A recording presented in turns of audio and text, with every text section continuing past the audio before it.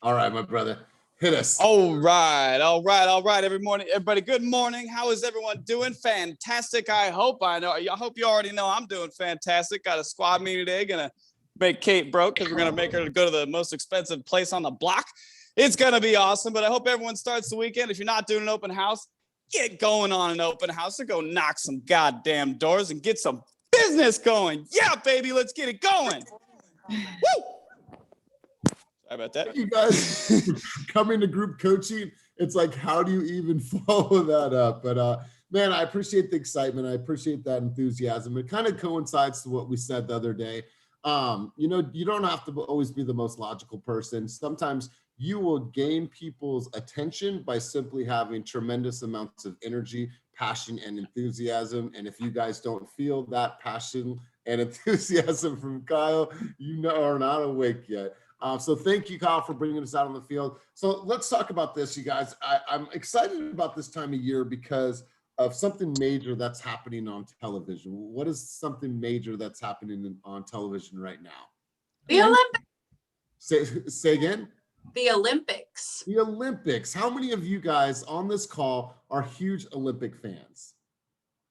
I am a huge Olympic fan, and I always have been, because I think I remember like watching the Olympics with my mom and my sister, and it was always a big deal growing up. My mom grew up with Greg Louganis, and Greg Louganis was an old swimmer from the 80s that, if you remember, and if you don't remember, I'll share with you, he did like a backflip off the high dive and cut open his head and had to get stitches. And I remember that as a kid. My mom went to high school with him. He was her buddy. They used to cruise around, like hang out. And so I think like there's an affinity towards Olympics because my mom always watched the Olympics. And so I think about Olympics and what we do, and I think like some of the parallels, there's a lot of parallels there, because the way that an Olympian trains, and let's think about this for a second. You guys have heard this quote before, that we are rewarded in public for what we practice years and years in private, right? Think about an Olympian. They have a stage that's going to last for what, 1 to 2 weeks, but all of the training that goes up to them getting on this center stage and to get a gold, silver, bronze medal, think about all the hard work and dedication that goes into it for a small spotlight. What we see is we see them on their game, right? We see them like, damn, look at how great that was. But what we don't see is all the blood, sweat, and tears behind the scenes. The correlation with you guys is that you guys need to be training like an Olympian, right? Your guys' time to get a gold medal is when you're sitting in front of a client face-to-face, doing a Zoom call, or doing a buyer's presentation or doing a listing presentation. That's your Olympian moment, right? So you can't go into it and not have trained and don't understand your scripts and don't know how to have dialogue, don't understand how to adjust your conversation based on what the clients are saying. So you guys need to train yourselves like an Olympian. You guys need to put in the work behind the scenes. And I have a couple quotes here that I wrote down that I thought that were really powerful. So first one was, I don't run away from a challenge because I am afraid. Instead, I run toward it because the only way to escape fear is to trample it beneath your feet. This came from a gold gymnast. Her name was Nadia Comencia. There's another one here from Michael Phelps that says, don't put a limit on anything. The more you dream, the further you get. And that was from Michael Phelps. And the last one, I absolutely love. Whoa, hello. Whoa. Okay. Is that Terry? I think it was Terry. I think Terry was talking to somebody that scared me. I'm sorry. I was trying to get the dog back in the house. No, it's okay. I'm back. I was about to say, I'm sure he got his ass back in the house. I stood up.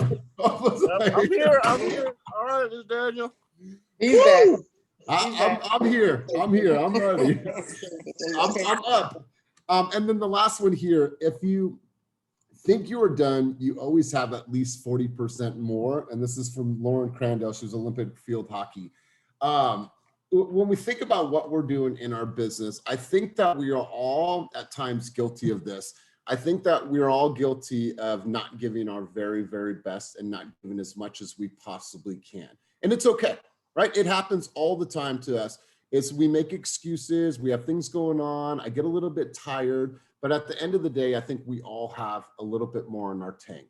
We have a little bit more that we can push for. We have a little bit more that we could strive for and not make any type of excuses. You guys are in an opportunity to get a gold medal. The gold medal is you guys providing for your families in the way that you truly want to provide for your families.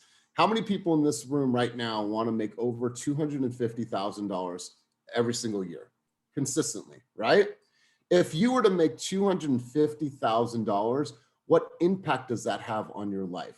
What can you do for your children? What can you do for your own health and your own well-being and the things that you want to do and acquire properties and build a portfolio, all these things that you want to do, retire early, right? So you have to think, am I putting in the time training and then am I applying, right? It's one thing to say, all right, here's all the things that you can say and these are the things that you can do, but am I actually applying it? Am I coming to coaching and am I fired up? And then am I going into making some phone calls, right? I have all this great dialogue now. And now I'm, you know what? Now I'm fresh. I'm ready to go. Let me hop on a call and let me start making some phone calls, right? It's one thing coming to coaching, but it's another thing that you have to get out there and truly, truly apply it, right? If you're not running those laps, how are you ever going to get any faster, right? You can sit in the stands and watch everybody seeing how they're training and you could train, but you got to get out there and run the laps, you guys. So I just thought about that this morning. I thought about you guys because, like I said, I'm a huge fan of the Olympics and what's going on. And we do have to train like Olympians. And so I'm going to hit you guys with a couple different things today. We're going to do a little bit of role playing, but I wanted to give you guys a quick scenario. And I wanted to hear from you. And I'm going to call on a couple people to see how you would handle this scenario and what advice you would give your client if this was your client.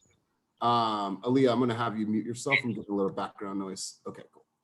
All right, so I'm going to give you guys some context and feel free to bring up this property on HomeSnap or however you look at properties. But let me pull up the property really quick.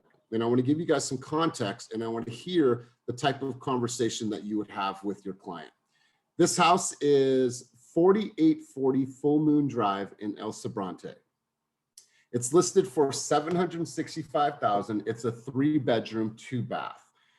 We received this lead through a program called Landed, and Landed is a down payment assistance program that helps healthcare professionals and educators purchase homes in the communities that they serve. So our client wants to write on this home. Home is listed at $765,000. Landed produces a general valuation of the home, and it's one opinion of value. We're required to get 2. Their opinion of value is $894,000, but we are required to get a second appraisal, obviously, from their lender. The highest comp in that area is $850,000. The reports are clean. Their debt to income ratio is right around 37%. The agent has 2 offers in hand right now, and the client can only go up $10,000 if there was a potential shortfall. So what I wanted to ask you, based on that information, based on that context, what would your conversation would be with your client and how do you think you would strategize to write this offer? So I'm gonna go to David Hiller. And if you need me to fill in any of the blanks, again, let me know, I will. So David Hiller, knowing all this information, you're going to have a conversation with your client and have them prep an offer and determine what the offer amount's going to be. What's your conversation with your client? All right, so there he is. It is the address one more time: 4840 Full Moon Drive in El Sobrante. 4840 Full Moon. Correct. El Sobrante, 3-bedroom, 2-bath, 1,488 square feet. Let's hear it. 4840 Full Moon. Okay. So, Elias. Yes. Turns out, you know, you're liking 4840 Full Moon. I'm seeing, oh, wait, I'm sorry. Did you just go over the statistics again? There's 2 offers in hand. Offers are accepting it. Yeah, good stuff. And I'll run through it one more time. Home is listed at $765,000. Landed gave them a just a loose valuation. It's like an algorithm of $894, but they were required, obviously, to get a second appraisal from the lender. Highest comp, $850,000. Clean reports. I mean, there's like $250 on section 1. Their debt to income ratio is 38%, 37%, excuse me. The agent on the other end says they have 2 offers in hand. You know that your client, me, can only come up $10,000 to cover a potential shortfall. What's the strategy? Do I know how much you're approved for? Yeah, I'm approved for $1 million, bro. Okay. Okay, so it seems like there's 2 offers in hand. That's not a whole lot, but we're gonna want to be, we're gonna want to come in competitive because we're not the only offer. The reports are clean. So I think that depending on your comfortability level, we can write non-contingent, because you really want to be competitive in this market. So contingencies show the seller that we're not as confident in our offer, and we want to hold back and have reasons to back out of the offer. So that may lower our competitiveness a bit. The home appraised for $894, which is the highest in the area. The highest selling comp is $850. So I don't necessarily feel comfortable offering much more than what the highest comp is. I think around 870 is going to be the highest I'd suggest we offer. And yeah, that's kind of like where I would go. To be honest with you, if I ever had this situation, a team member would be the first person I'd call, because judging offer price isn't necessarily my strong suit. That's just me kind of just talking to the team, and that's why we're having this conversation. I kind of want to see what your thoughts were on the strategy here. And you said 870, highest comp is 850, but you said remove an appraisal contingency. So where's the discrepancy there? Where's the challenge? The challenge of removing the appraisal contingency and offering higher than the highest comp, you mean? Correct. What's the disadvantage for your client? Well, the disadvantage for the client is in the event that the appraisal comes back. This happened to someone in our office. Was they offered, and the appraisal came back $100,000 under asking, and so they're 13 days into their escrow, and they're either going to lose their earnest money deposit, or they're going to have to come out of pocket. So really having the conversation about how comfortable are they with the potential of it not appraising is something that I was talking about. And that's why I didn't really want to go up to like 894 with the highest comp at 850, is because that's going to be hard for an appraiser to be like, yeah, like I feel comfortable loaning you this much where nothing is ever sold for that high in the area. So yeah, I think that like around 850, you can go up to $1 million. So we don't want to overpay for this property, but we also want to come in competitive. So yeah, that's where like I definitely would reach it. Go ahead. So one of the offers is already at 850.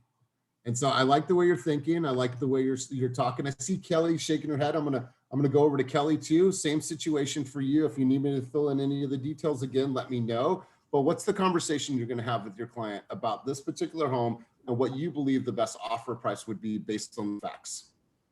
If they can only cover a $10,000 shortfall, and the highest comp is 850, then I would say, don't go above 860. It's hard though, because you still want to keep some sort of a contingency, whether it be an inspection or an appraisal contingency. Because when you get those numbers back and they're below, it's not fun to have that conversation with your clients, especially, because $10,000 is not a lot of money. So it's not, you don't have a lot of wiggle room. Totally. So, for Hurston, it's 4840 Full Moon Drive, El Sobrante. All right. So what is the strategy? What's the offer amount that you believe you're going to suggest for your clients? Knowing that there's one on the table, that's right around 850.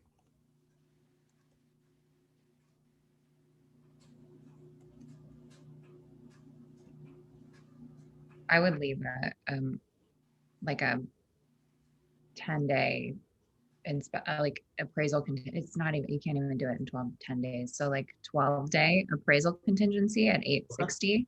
Okay. All right. Cool. Cool. Awesome. Let's hear from one other person. PK, go ahead. Did you say it had 10K?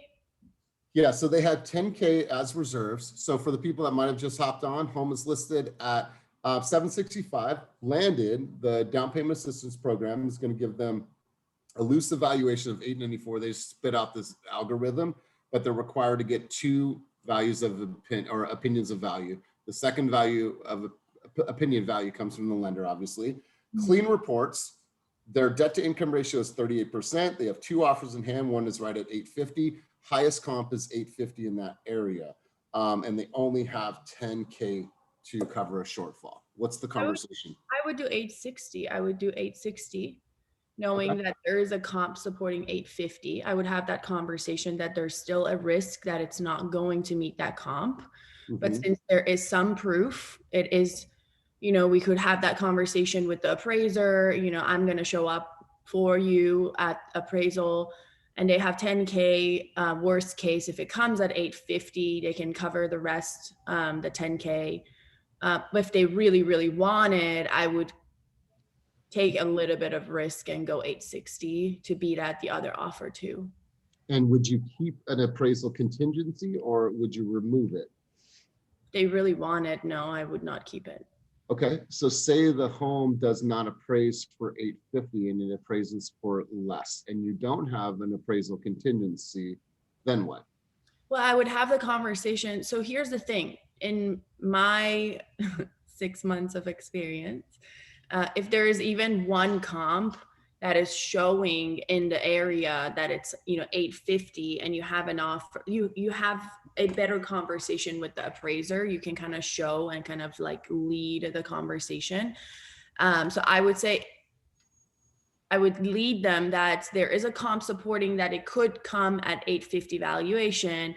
You're coming at somewhere between 850 to 860. I wouldn't tell like 860 exactly, but there is another offer at 850. We want to beat the other offer, so we need to be higher than that.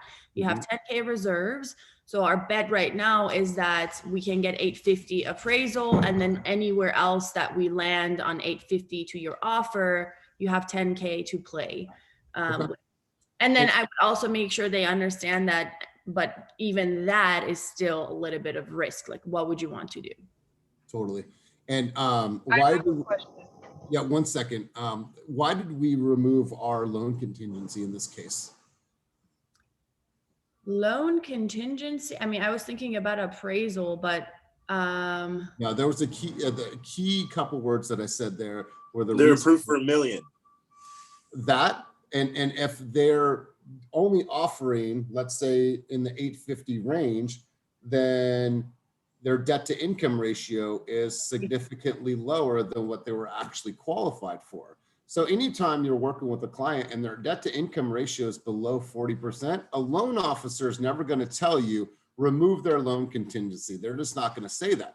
But the conversation that you should be having with the loan officer is, what is our client's debt to income ratio, right? If that number is above 45% and something pops up on their credit that they didn't know, and maybe that goes to 49, 50%, we might be in some trouble, right? That they are not able to fulfill the demands of the loan. So knowing that information, that's the reason why we would eliminate or possibly recommend them to waive that contingency on loan. All right, so good stuff. So Hurston, you wanted to take a stab at this, brother. I want to hear what your scenario is and what your conversation with your client would be in this scenario. I didn't realize I wasn't muted.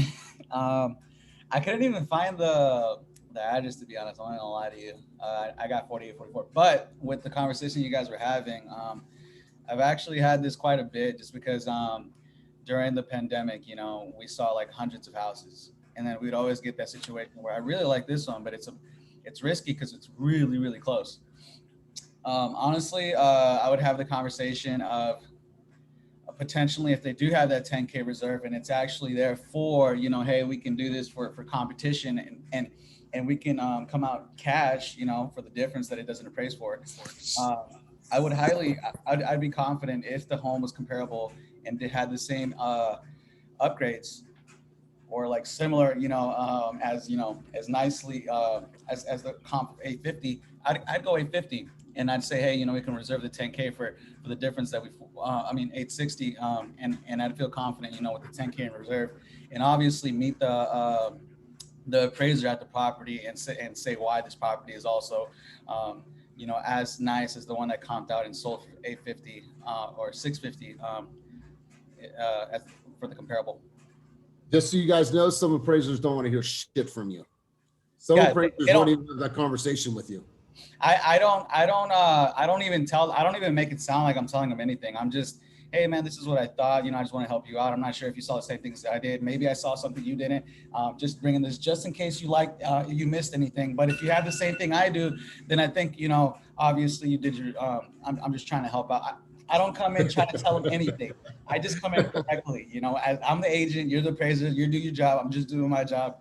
Right. I'm not telling you how to do anything. I'm just here. Hey, I have a quick question. Yeah. So you said that there was another estimated value at 894. Yeah. So just so you know, so this particular program, it's called Landed. They help healthcare professionals and educators purchase homes in the communities they serve. They spit out an opinion of value based on an algorithm, but that's not a set valuation. You still have to get the appraisal done from a lender. You have to. Does the appraiser take into consideration the second value of whatever? Not in this case. Okay. In any case, does that happen, or this never happens? No. Okay. They're going to run their own comparables. They're always run their own comparison. That's right. That's Okay. right. And in this case, there was a house that the clients got beat out on that went into contract and closed for $978,000. They're like, we could actually see this house from here. So maybe we'll appraise. Well, just like you guys know, if you're in Maxwell Park, you could go 2-4 streets up and be in Seminary. The price changes, right? So it might be 2 streets over, but it's in a completely different school district. It's in a completely different neighborhood and runs completely different comps. So a good appraiser is going to stay to a very, very tight little area. Aaliyah, you had a question, and Robert, I'll come to you next. Yeah. My question was, do we know what the terms of the highest offer is? No, he won't give us shit. Okay, so if we assume that they have contingencies in there, then maybe we could go in at the highest with like better terms, and maybe even if they have 10K reserves, maybe an escalation clause. Like, how would that work? It would if you didn't have an appraisal contingency. If you had no appraisal contingency, that scenario may work.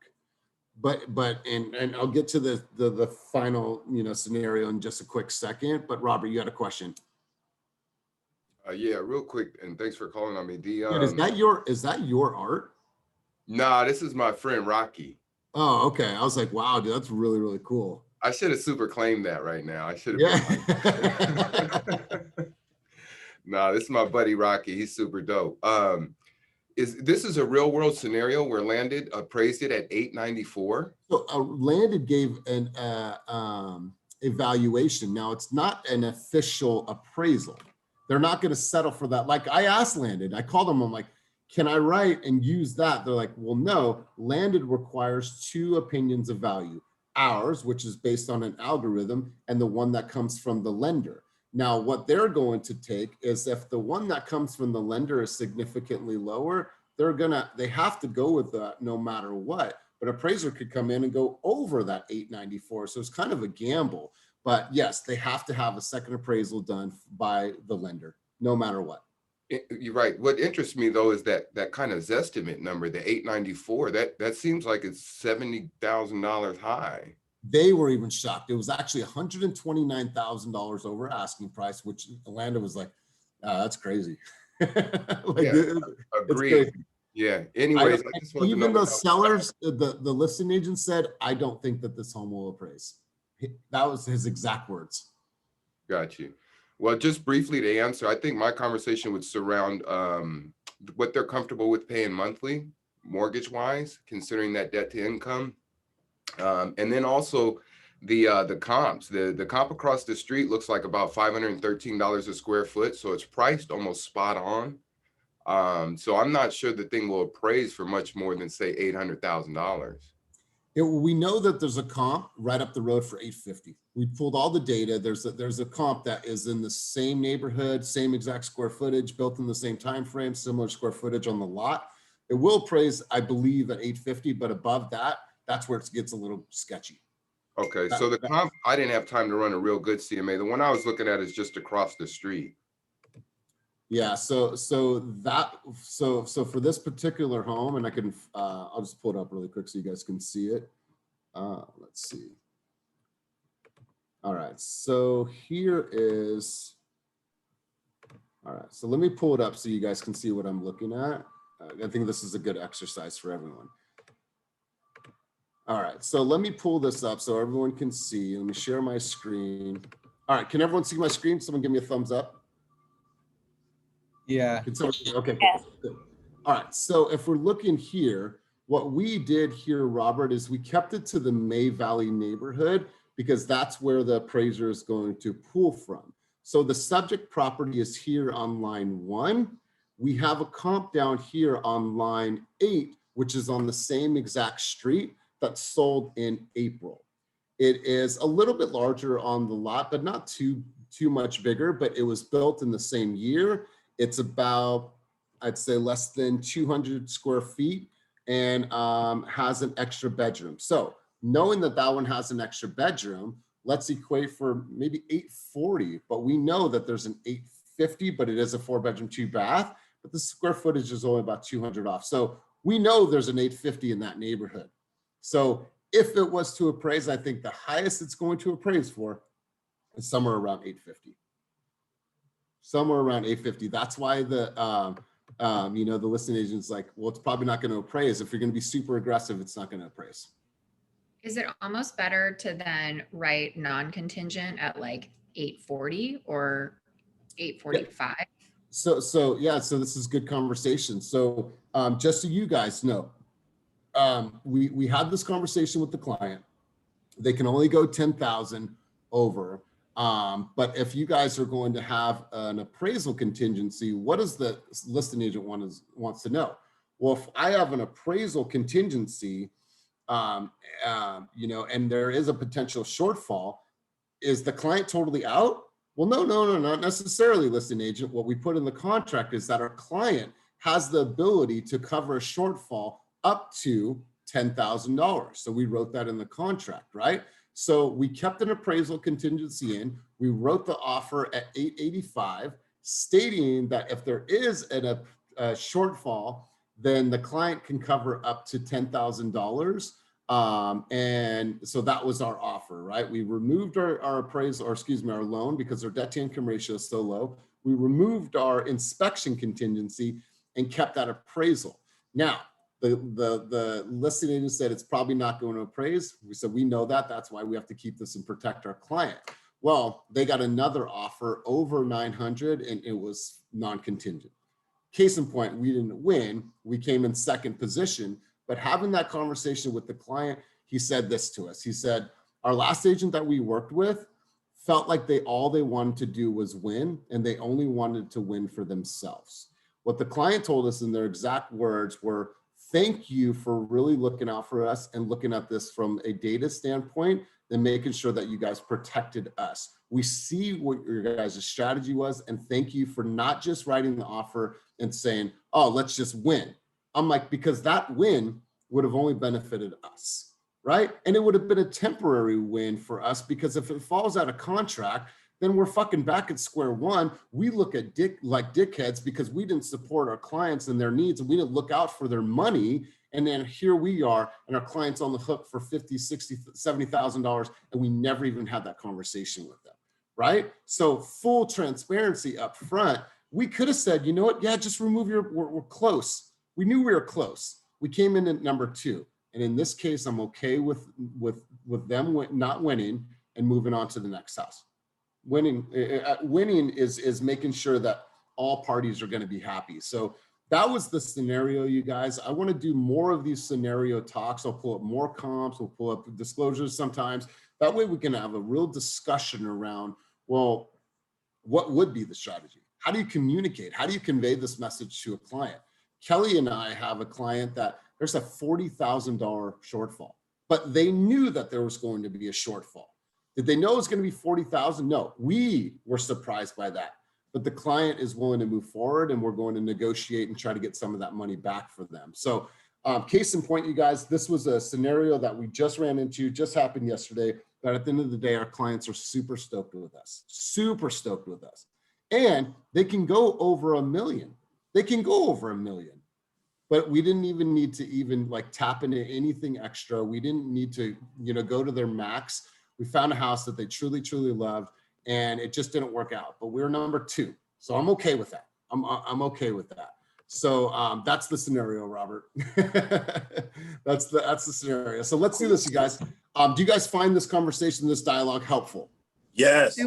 Well, yeah. Okay. Learned a whole bunch, man. Super helpful. Super helpful. Good. Because here's the thing. When you guys go to write an offer, you need to unpack all of this information. Obviously, be very, very particular with the comps that you have.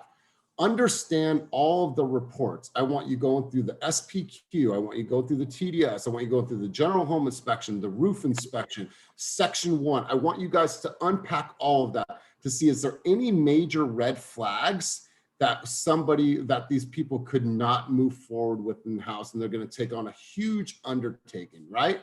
Lastly, what is their debt to income ratio? Collect all that information, and before you decide, we're in a non-contingent environment, let's just remove our contingencies. Fuck that. You have to be so sure, and because you did all your homework before you'd even make that suggestion. Yeah, you guys, if there was a comp at 920, we're all in. Client said, we're willing to go to 905 on this property. If there was a comp that was over 900, I would have wrote 905 non-contingent because we had $10,000 to cover a shortfall. But in this case, I had nothing. I had an 850 number, nothing above that. That's why I was surprised with this landed number. I was like, you guys are going to be out of your mind at 894 because I have nothing over 850. So knowing all that information helps you bring all this information to your client, and then you guys strategize on what you believe to be the best offer price based on the information. Based on the information. So do you think that 894 price is just like a wasted information? Like it's totally useless? Totally. Yeah, you know what it is? It's like a Zestimate. I tell clients Zestimates are a big giant waste of your time. Okay. Yeah. So, all right, guys. So we'll do more and more of these exercises because I feel that this is helpful. But I want to shift gears for a quick couple minutes, and I want to do some role playing. I want to go around the room. I want to hit you guys with some scenarios because you guys should be on the phone. You should be dialing for dollars, and you should be asking for the appointment. And if you are, you're going to run into a lot of different scenarios. So I'm going to go over to, let's say, who hasn't talked. Brittany, are you there? Yes, I'm here. Sorry. How are you? I'm good, thank you. How are you? Good. Okay, so Brittany, I'm going to hit you with the scenario, and I just want to hear your dialogue and how you would come back from this. Okay. So Brittany, you called me. I'm in the lead pond. I was searching for homes for about 6 months. I took some time off. I just am so spent, and I need to understand why it's a good time for us to get back in the market. So let's just start from there. So yeah, Brittany, we're just tired. We've been looking for like 6 months. We had an agent, and then we saw like 90 homes, and we couldn't win on any of them. And so we just decided that we're just gonna wait. Okay, well, what made you start looking for houses in the first place?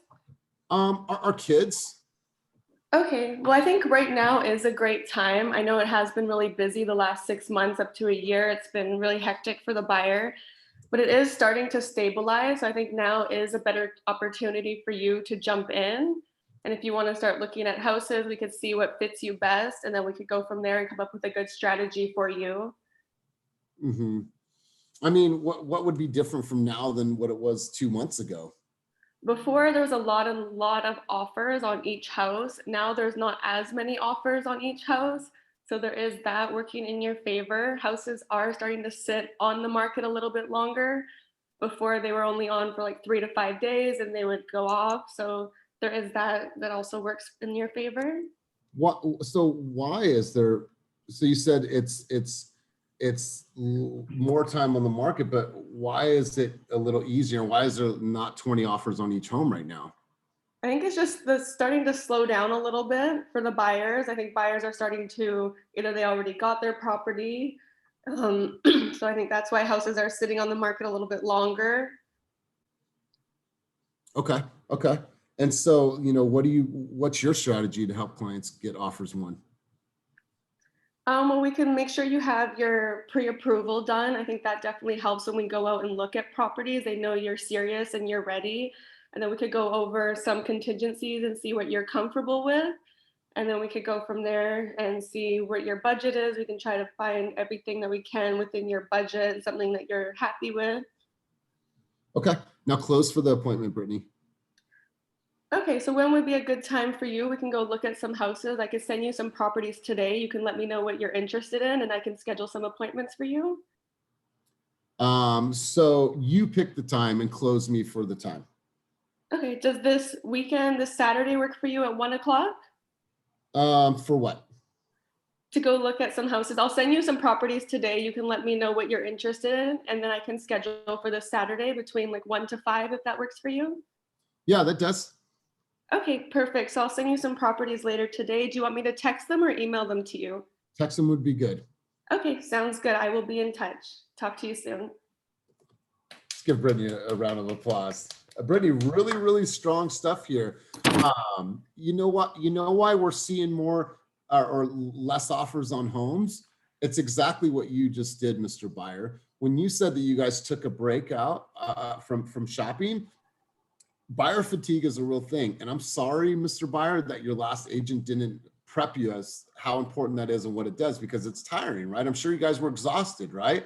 So what happens is all these buyers that were searching for 6 months just got fed up and said, no way, no how, I'm going to back out for now. I'm going to take a break.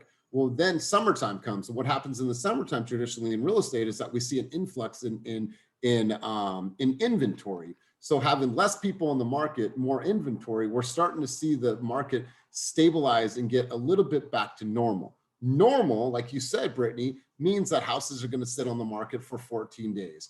For the past few months, it's been 7, 8, 9, 10 days, which has been absolutely crazy. So the fact that you're going to get back into the ring, this is good opportunity for you because a lot of people are saying, no way, no how, I can't make it. But me, as your real estate agent, I won't give up on you guys. Sounds to me like this is something that was truly important to you. I'm not going to give up on you. Here's what I want to do. I just want to meet you face to face. I want to talk to you a little bit more about your strategy and find out who you guys are as people and see what I could do to best serve your needs, right? And like, I'm not going to give up on you type of conversation. So Brittany, I thought that was really, really good. And I know that you get nervous in this environment. So hats up to you for stepping up.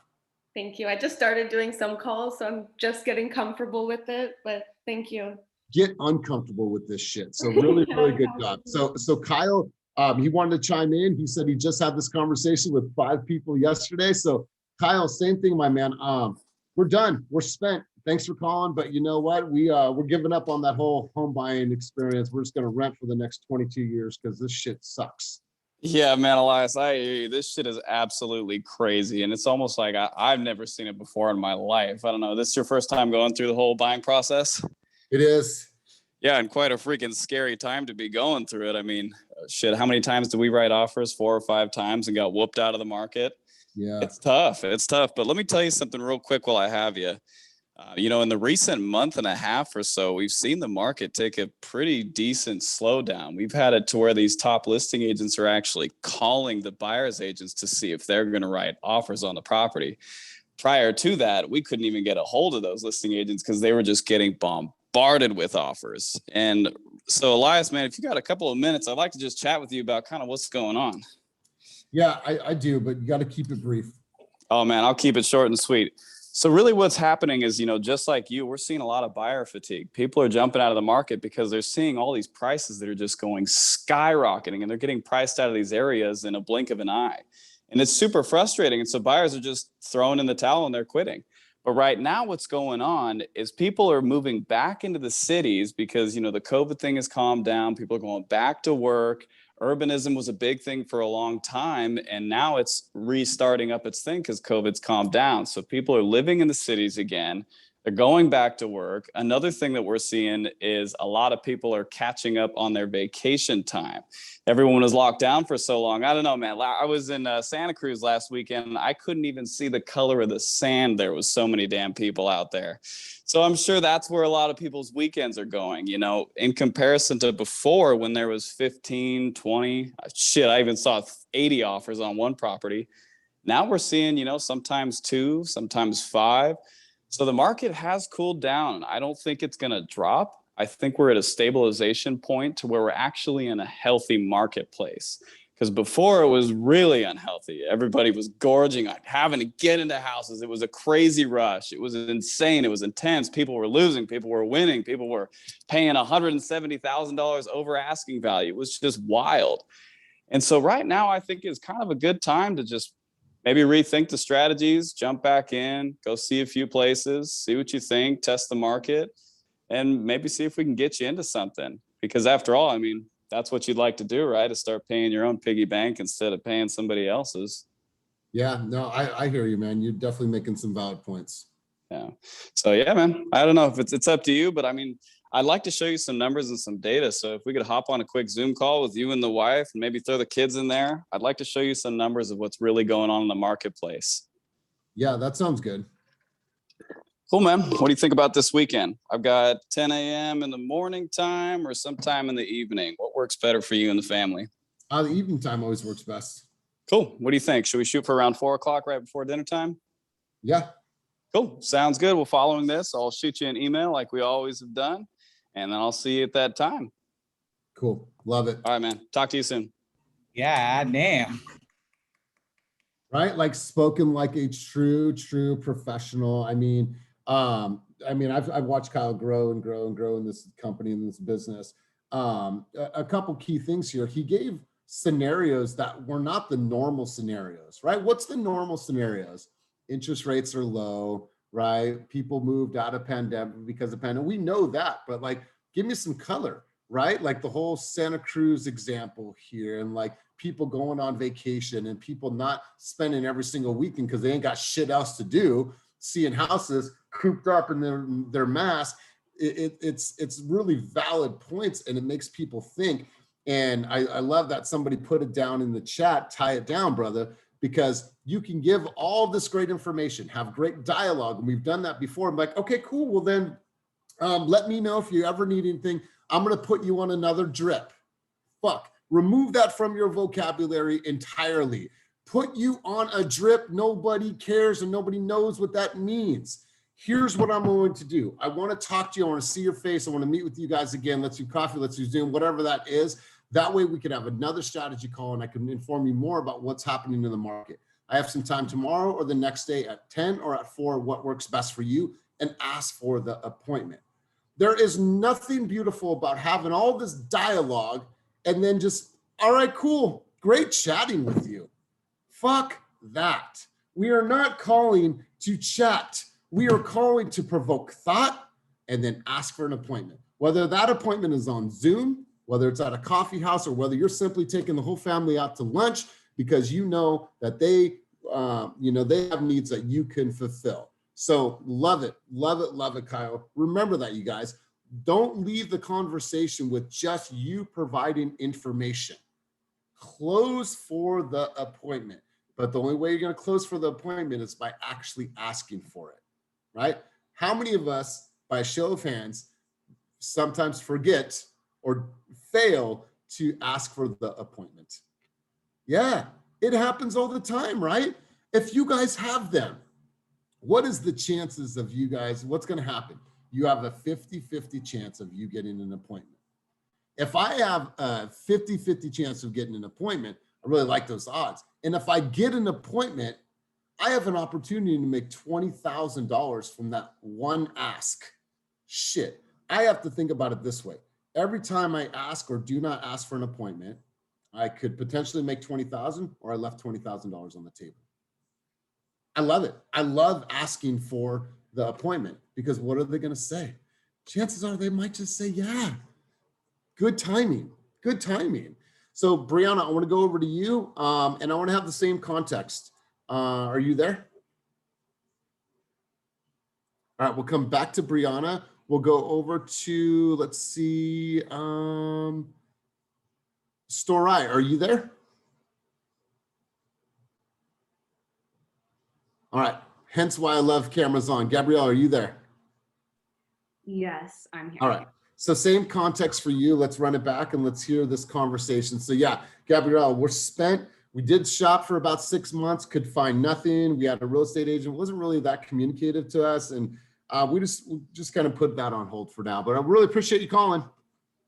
You know, I just want to say that I am so sorry you had that experience. I can totally understand how it would be frustrating. And then when you add in your agent who wasn't communicating properly, I mean, it sounds like they didn't really prep you on what to expect in that market, which you're totally right. It was really, really hot.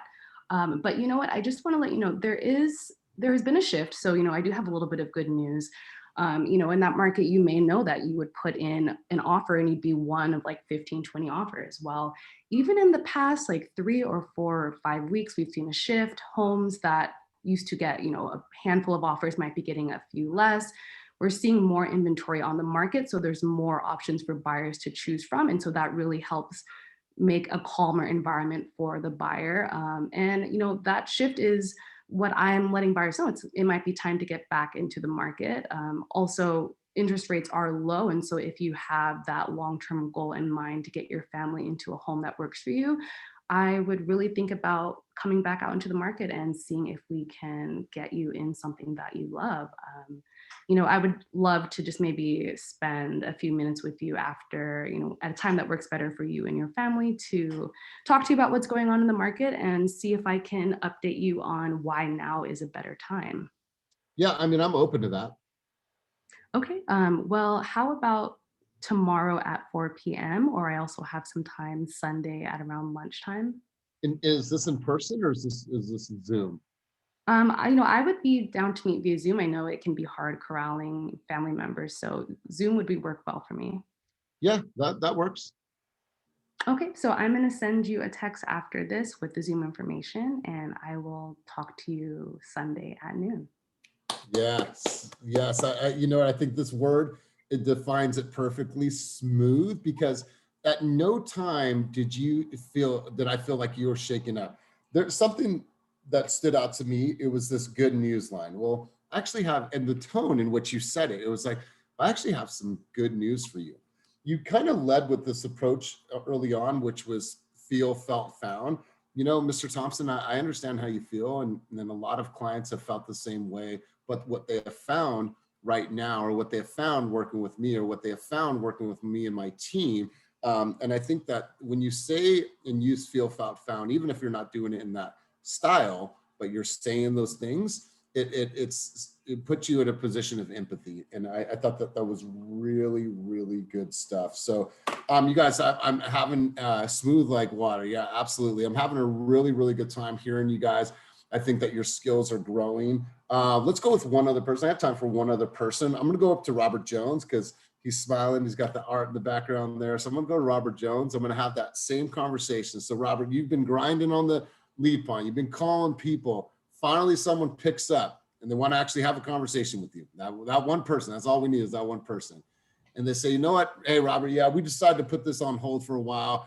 And we were out for like 5 months getting beat up, and we're through, man. We're tired. My kids are tired. My wife's tired. And we're just going to put this on the back burner for now. Yeah, I can understand that sentiment. It's been a long run. A lot of my clients are winded themselves. So you're thinking about maybe putting it on hold and coming back in a year? Yeah, maybe. All right. I think you might have a little bit better luck this time around. I don't want you to do that just yet. One of my fears is that when you come back in a year, you may be priced out. We may have to go out to Antioch to get what you're looking for at 600,000. The other thing is, I think that you got a little bit better shot right now. We've noticed that there's been a little bit of a cool down in the market. We've had a lot of people get fatigued just like yourself. We've got a lot of people traveling, but typically the summer is also when a lot of properties come on the market. And so the confluence of factors right now mean that it's a little bit easier to get your offer accepted. So I don't want you to give up yet. Okay. You know, I just kind of wanted to give you my like overall approach, what it would be, rather than get into like an in-depth conversation. But usually I'd ask a lot of questions. And then in this scenario, I try to get to the numbers. So I try to analyze what you're paying in rent, what the market would look like in a year if you were to come back, and see if it can make sense to you now from a number standpoint. Yeah, because as the market stabilizes, and like we said, it's still a seller's market, but what happens if interest rates go up a half a point, right?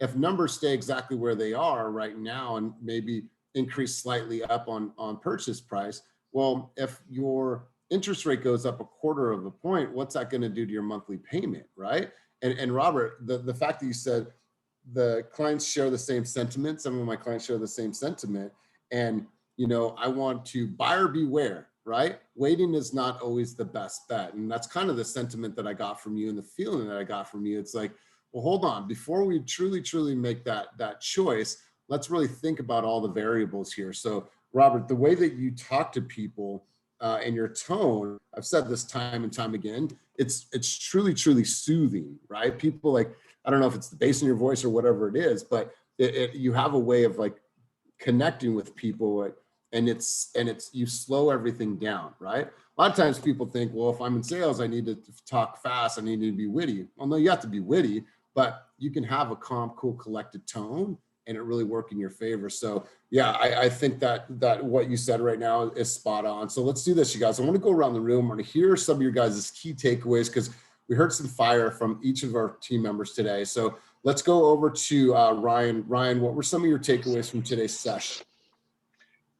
One of them was, I mean, it was a really subtle fact, but like using the debt to income ratio as a factor in which we're going to potentially waive the loan contingency. I hadn't really ever heard that or worked the numbers that way. And I think from the role-playing sessions at the end, like really, well, all of the role-playing sessions, one, when constructing an offer, talk to the listing agent and get as much info from them as possible. Even if you have to call them once or twice. And then the ending role plays, I think just identifying the buyer's pain points and making sure we're not talking at the client. We want to have the conversation be back and forth. So make sure the monologue, like my rant right now, isn't too long when we're talking to people. Good stuff. Good stuff. Nicole Capel, what were some of your key takeaways from today's session? Really showing the client the strategy and showing them our value. We're not just in it to win for ourselves. We want to win for the client. Yeah, totally. Absolutely. You're 100% right. Let's go over to Manuel. Manuel, takeaways from today's session, brother.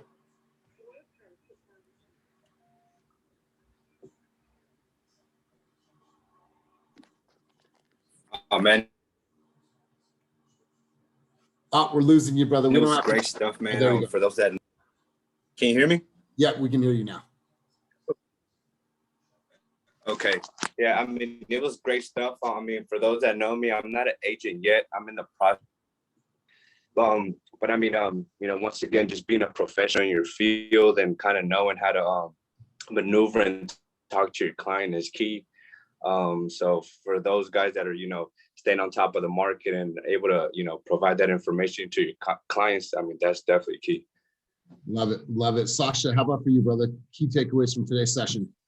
Yeah, no doubt. I love like always, I love the back and forth role play. I think just having the conversation back and forth, like people are saying, just being conversational, smooth, kind of just like, you know, like you're just talking to your friend, you know, it's like at the end of the day, you don't want to be talking at people. I think Ryan said that, just, you know, just talking like just talking like you're talking to your buddy or your family, and just kind of back and forth, asking questions. I think that's just such a key thing. It just puts your client at ease and it makes them comfortable with you. So that was one of the biggest things I took away.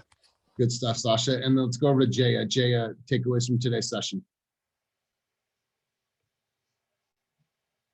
All right, we will go over to Patrick. Patrick, there you are. Patrick, takeaways from today's session, brother. Well, which one of us? Me? That's you. Oh, okay. That feel, felt, found thing, I have not heard it put like that. I've been doing this a little while, and there's things that I think we sometimes do intuitively and don't realize it. That for me was awesome, because it's a reminder to use that thing. I like it.